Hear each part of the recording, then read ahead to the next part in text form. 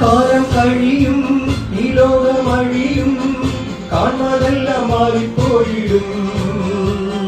കർത്താവിൻ യുഗം വെളിപ്പെടുമ്പോൾ കാണും തിരുമുഖം നിത്യമായി.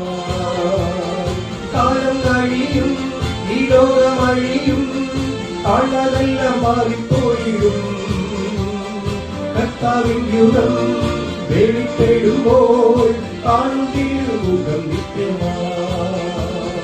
അവൻ കർത്താവേ വേഗം വരണേ, അവൻ കർത്താവേ നീ രാജ്യം വരണേ, അവൻ കർത്താവേ വേഗം വരണേ, അവൻ കർത്താവേ നീ രാജ്യം വരണേ.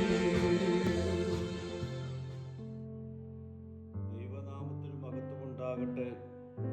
ഇന്നത്തെ പ്രഭാത ധ്യാനത്തിനായി 46-ാം സങ്കീർത്തനം 1-ാം വാക്യം.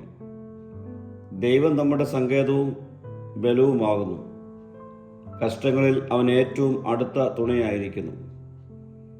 നമ്മുടെ ജീവിതത്തിൽ കഷ്ടതകളും പരീക്ഷണങ്ങളും ഉണ്ടാകാം. രോഗം, സാമ്പത്തിക ബുദ്ധിമുട്ടുകൾ, കുടുംബ പ്രശ്നങ്ങൾ, മാനസിക പിരിമുറുക്കങ്ങൾ ഇവയെല്ലാം നമ്മെ തളർത്തിയെന്ന് വരാം. ആ സമയങ്ങളിൽ നമുക്ക് ഉറച്ചു പറയുവാൻ കഴിയണം, ദൈവം എൻ്റെ സങ്കേതവും ബലവുമാണ്. കഷ്ടങ്ങളിൽ അവൻ എനിക്ക് ഏറ്റവും അടുത്ത തുണയുമാണ്. സങ്കേതമെന്നത് സുരക്ഷിതമായ ഒരു അഭയമാണ്. മഴയിൽ നനഞ്ഞ ഒരാൾ ഒരു കുടിലിൽ അഭയം തേടുന്നത് പോലെ ജീവിതത്തിൻ്റെ കൊടുങ്കാറ്റുകളിൽ നമുക്ക് ദൈവത്തിൽ അഭയം കണ്ടെത്താം.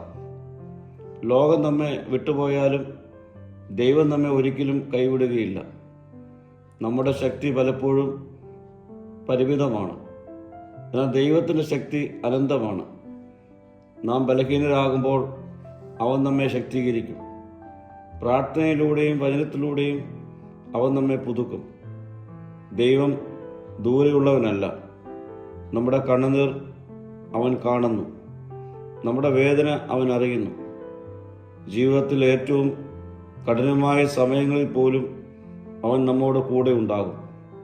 പ്രിയരെ, ഇന്നത്തെ ലോകം അനിശ്ചിതത്വങ്ങൾ നിറഞ്ഞതാണ്. എന്നാൽ നമുക്കൊരു ഉറപ്പുണ്ട്, സങ്കേതമായി ബലമായി ദൈവം നമ്മോട് കൂടെയുണ്ട്. അതിനാൽ ഭയപ്പെടാതെ അവനിൽ ആശ്രയിക്കാം. വിശ്വാസത്തോടെ മുൻപോട്ട് യാത്ര ചെയ്യാം. എല്ലാ സാഹചര്യങ്ങളിലും അവനിൽ അഭയം കണ്ടെത്താം. ദൈവം നമ്മുടെ ശരണവും ശക്തിയുമാകിയാൽ അവനിൽ നാം എപ്പോഴും സുരക്ഷിതരാണ്. പ്രാർത്ഥിക്കാം. കർത്താവേ, പ്രതിസന്ധികളിൽ നിന്നിൽ അഭയം കണ്ടെത്തുവാനുള്ള കൃപ എനിക്ക് നൽകണമേ. മഹത്വം നീ എടുക്കണം. യേശുവിൻ്റെ നാമത്തിൽ തന്നെ. ആമീൻ.